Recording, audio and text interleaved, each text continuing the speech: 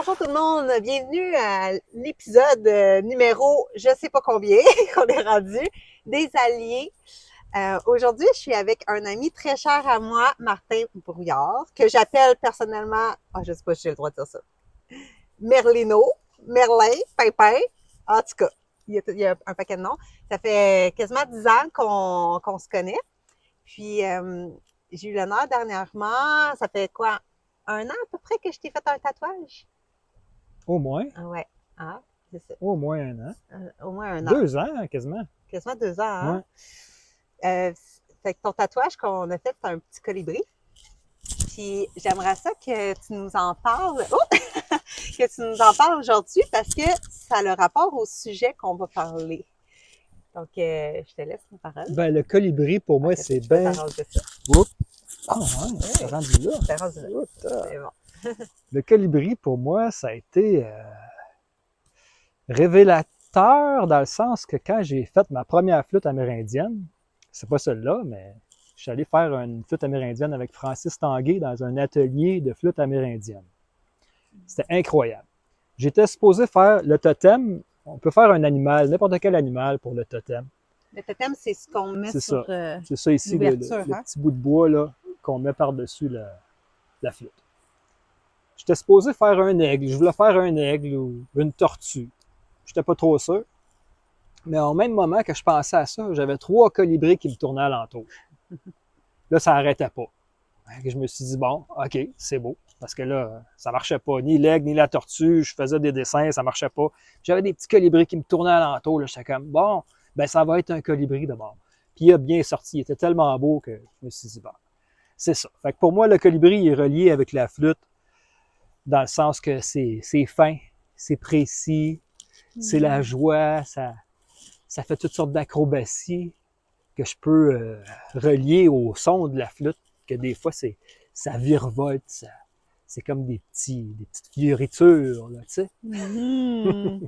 C'est un gros lien. Colibri, là, j'aime bien ça, le petit colibri, là. Ouais, ben ça transparaît par ta passion aussi, puis la joie que tu éprouves quand tu joues de la flûte, puis la connexion aussi avec les oiseaux, là. Oui, on jase avec les oiseaux, une flûte, là. En tout cas, moi, j'ai vu une couple de vidéos, là, j'ai des vidéos des fois VIP, là, de Martin qui joue de la flûte puis que les oiseaux répondent, hein. Fait que c'est vraiment fantastique de sentir que c'est comme une médecine très connexe, puis c'est beau, tu sais, c'est comme, toi, comment tu te sens quand que tu joues de la flûte avec les oiseaux?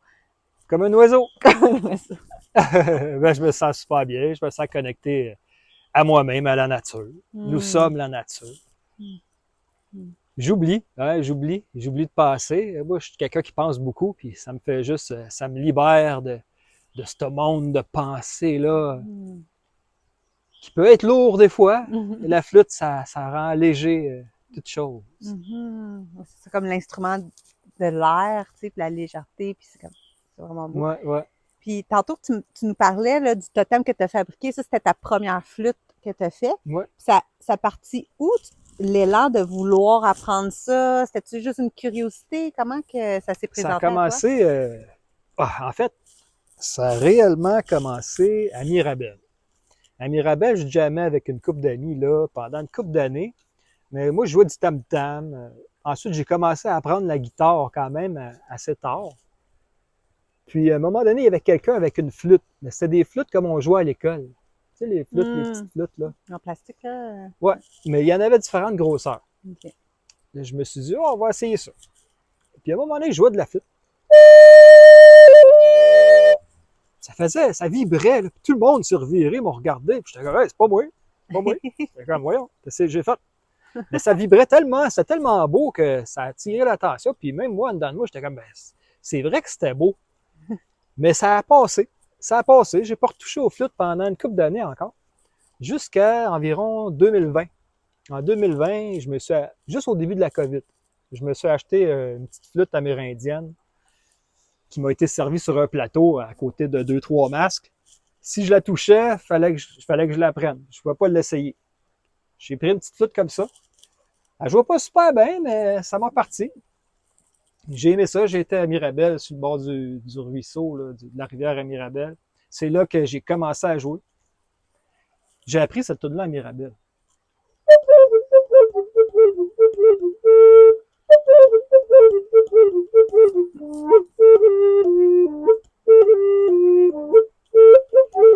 Ça, c'est les petites rigoles. C'est un petit ruisseau avec des chutes. Puis Hmm. j'entendais ça. J'entendais ça. On peut entendre plein de choses dans les petites rigoles. Comme ici, là. On en a des petites, là. On pourrait faire des petites compositions. Fait que tu t'inspires des éléments de la nature. Parce qu'en général, t'es dehors quand tu joues, Ouais, là, ouais. hein? C'est comme, L'hiver, c'est pas facile, mais généralement, je dors. c'est ça. Puis c'est comme, au travers ce que t'entends, puis les présences de la nature, c'est ça qui t'inspire puis qui passe au travers la flûte. Ouais. Des fois, je parle avec un oiseau. Je sais pas trop quoi faire. Là, je me dis, je vais essayer de délimiter celle-là. Et il y en a comme ça. Des fois, il me répond. Mais là, elle est un peu grave, celle-là. Pas une petite flûte un peu plus aiguë. Là. Plus aigu. Fait qu'à partir du moment à Mirabel, le ruisseau, puis là, t'as senti cette connexion-là, ça l'a nourri quelque chose? Ouais, c'est Puis- clair que, en fait, j'ai appris une coupe de tunes que j'ai pas appris la flûte. Mes amis me disaient, ben, c'est où t'as appris à jouer comme ça? Ben, devant le ruisseau, à Mirabel. Ça a été quand même assez vite. Je me souviens pas vraiment avoir appris la flûte amérindienne. Mais là, je me suis dit, ça serait le fun, une plus grosse. J'écoutais des petites méditations avec des tambours sur YouTube dans ce temps-là. Puis il y avait une grosse flûte amérindienne qui sonnait de temps en temps. Je trouvais ça beau. Je me suis dit, je devrais essayer ça. Je suis allé m'acheter celle-là, cette belle flûte-là, à Montréal. Puis ça a été le début d'une histoire d'amour assez intense. Mhm. Qui a perduré par la suite.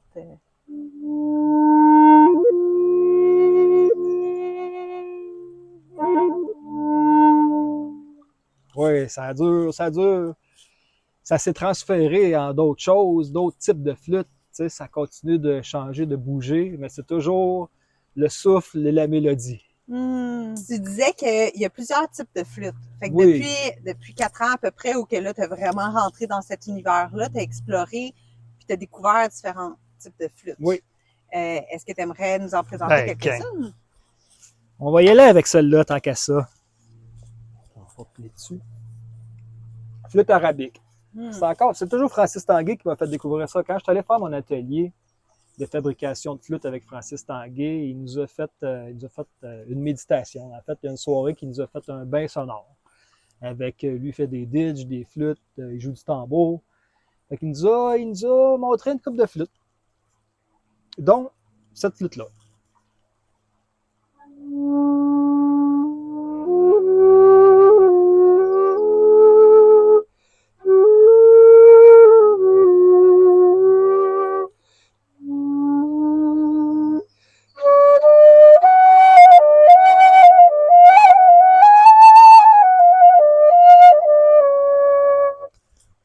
Flûte arabique, 2 octaves. Mais le fait que ça a 2 octaves, ça m'a fait triper complètement. Je fais, ben voyons donc. Voyons donc, il n'y avait pas ça sur la flûte amérindienne. C'est quoi ça? Ben, La flûte amérindienne, il y en a juste un. Ouais. Là, 2 octaves, je trouvais ça incroyable. C'est une autre façon de souffler, là. Je te Oui. vois avec ta bouche. Ça, puis, c'est flûte traversière. Ouais, c'est ça. Il y a un petit trou sur le côté. C'est-tu plus difficile? Oui, c'est plus difficile parce qu'il faut que tu apprennes vraiment à contrôler ton souffle, l'espace que ton souffle il sort, ce que tu as tes lèvres. Faut gosser pour commencer. Une couple d'heures, après ça, on commence à comprendre, ça commence avec le fun. Mais c'est sûr qu'on a une couple d'heures à pratiquer avant de bien sonner. Au début, ça ressemble à... Ah, mais c'est pire que ça. Je suis plus capable de pas la faire, celle-là. Hein, vas-y, toi. On a de la misère avec ton micro, un peu. Parce que là, ça cogne sur ton... Ouais. Ouais, ben moi, si j'essaye Ben oui, t'es rendu bonne, là. comme ça, les 2 doigts de main. Ouais. C'est ça, comme ça sonne au début. Fait qu'on voit que il y a de la passion puis du temps de pratique De la pratique en masse. derrière le talent à Martin, là, parce que moi, il m'en a fait essayer une coupe de flûte puis j'étais pas capable de les jouer. Donc, c'est ça demande de la détermination. Oh! Ben, tant qu'à être là, je vais Wow. vous présenter une flûte double. J'en fais toutes les sortes. Fait que je prends différentes sortes de bois. Ça, c'est une flûte amérindienne avec les couleurs Wow. amérindiennes. Hein? Mhm. Fait que, pour ceux qui ne savent pas, Martin, maintenant, fabrique des flûtes. On va en parler Oui. plus tard. Ben oui. Celle-là, tu l'as fabriquée. Oui, OK. Une belle petite flûte double. Je peux entendre ça? Oui.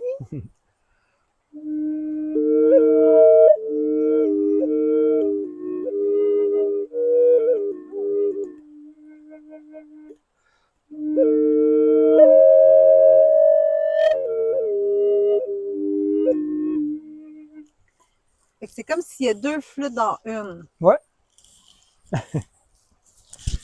Vraiment intéressant. Bon, là, on arrive. On arrive À la grande passion. La grande passion. Parce que Oui, c'est correct. la flûte amérindienne, ça a été une super passion, mais celle-là l'a dépassée. Mais c'est la flûte amérindienne qui m'a amené ici. Alors, je continue de jouer de la flûte amérindienne. C'est d'autres choses. C'est un autre style. La flûte amérindienne, c'est plus doux, c'est plus mélodique. Le shakuhachi, c'est une flûte japonaise qui est un autre principe encore pour souffler dedans. Mm-hmm. C'est encore plus difficile que la flûte traversière. Ça, c'est vraiment, on pourrait dire que de 5 heures le soir, le premier soir que j'ai tenté de sortir un son de cette flûte-là, il était 5 heures le soir quand j'ai commencé. Il était 2 heures du matin quand j'ai réussi à faire un son que je considérais que c'était un son qui avait de l'allure. OK, c'est ça. Ouais. Est-ce que tu nous fais écouter ça? On devrait-tu? On l'essaye. C'est dangereux. Attention.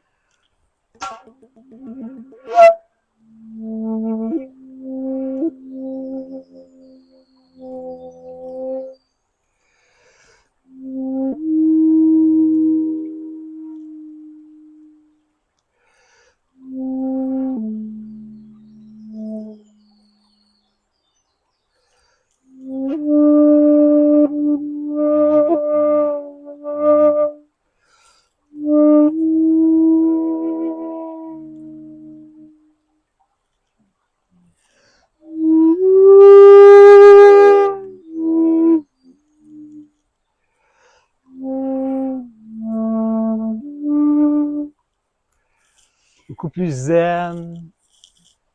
C'est des sons.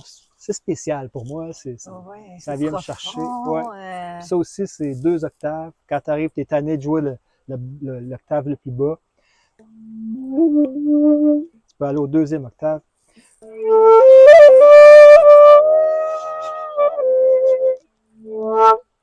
Mais là, je vois que tu fais les mêmes notes, mais ça change. C'est C'est dans ça. ton souffle. Comment tu souffles? Oui, dans le souffle, il faut souffler 2 fois plus fort. Il faut que je mette 2 fois plus de pression dans ma bouche.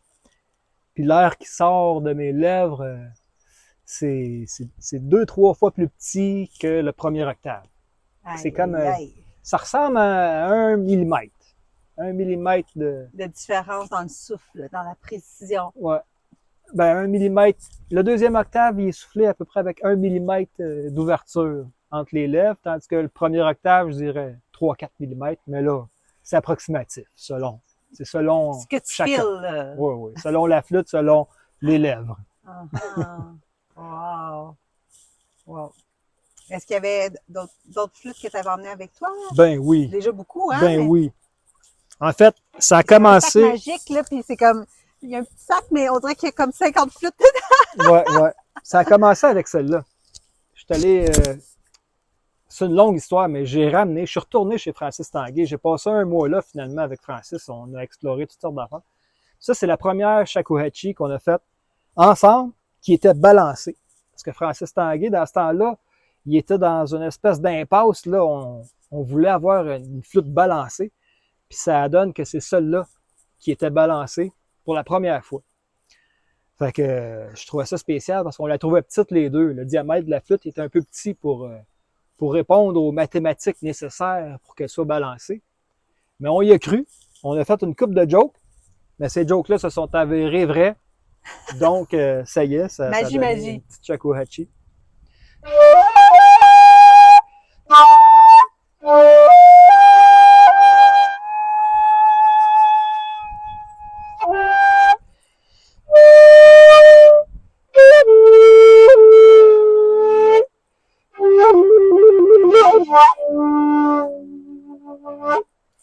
Trippant. Moi, je capote avec ces sons-là.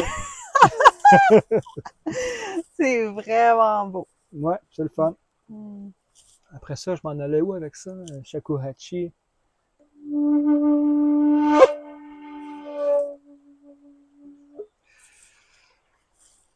On se connecte avec la nature, on se connecte avec soi.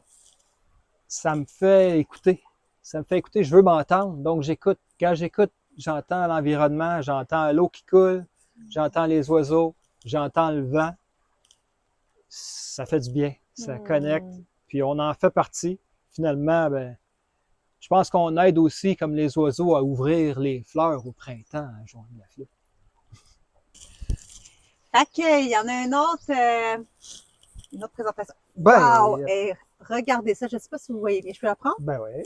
Je vais vous montrer là, les couleurs après ça. Là, je ne sais pas si vous voyez là, le travail, la précision. Ça, c'est une flûte que tu as fait, hein? Oui, la dernière on reconnaît là, toute la minutie puis la médecine du colibri là-dedans. Là, wow!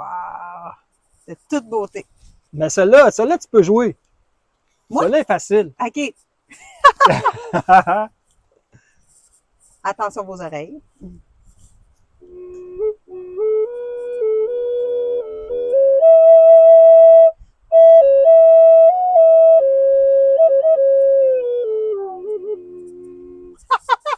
C'est trippant. Ouais. Ça montre que même quand tu n'es pas habitué, il y a certaines flûtes que tu peux connecter rapidement, que c'est un instrument intuitif aussi. Oui, c'est ça, c'est qu'on fait un système ici, un petit système qu'on a juste besoin de souffler ici, puis c'est le système qui fait la job au lieu d'être toi avec ton embouchure. L'embouchure, elle se retrouve à être sculptée dans le bois au lieu d'être provoquée par les lèvres. Nous, on fait juste souffler finalement, n'importe comment, puis ça va le faire. OK. Mais là, avec la flûte amérindienne, qu'est-ce qui est le fun, c'est qu'on n'a pas le deuxième octave, mais on a quand même plusieurs petites notes aiguës qui sont intéressantes.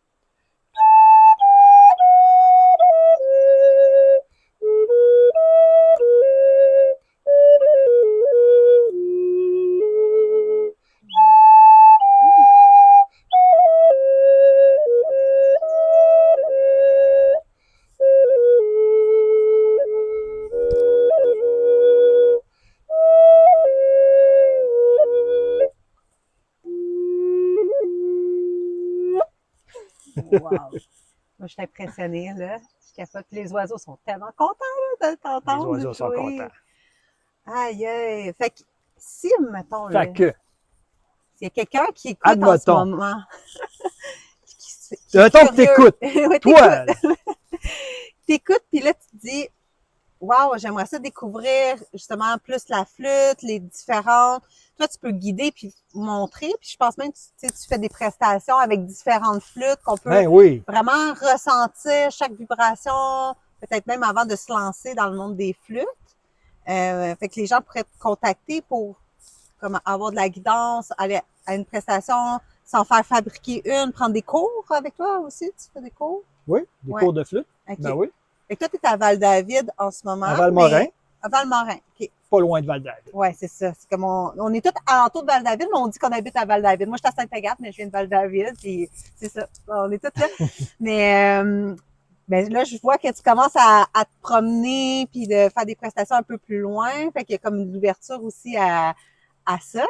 Puis, je vais mettre un lien dans la biographie, si jamais ça vous intéresse, de savoir c'est quoi les prochaines dates de prestations, des informations sur les flûtes ou comment contacter Martin pour... Cool! C'est ça. Pour une flûte, pour apprendre à jouer de la flûte, pour aller à un de mes petits spectacles, entendre mes flûtes, pour s'enligner. Des fois, tu entends une flûte, tu fais comme « Ah oui, ça, c'est bon! » Ça, c'est ça qui m'est arrivé. Je me suis dit « Ah, Colin, faut que j'en joue de ça. Jusqu'à temps que je laissais, c'est comme « Oh, ouais, il faut que je mette des efforts maintenant. » Mais quand ça nous pogne au cœur, il n'y a rien à faire. Faut y aller. C'est ça. C'est vraiment un cri de l'âme, là, dans le fond. Là, puis la musique, de tout ce qui passe au travers, c'est le souffle de vie qui t'habite, puis cette passion-là qu'on ressent, parce que tu sais, il y a des personnes qui sont vraiment touchées par tes prestations, puis qui vivent des émotions.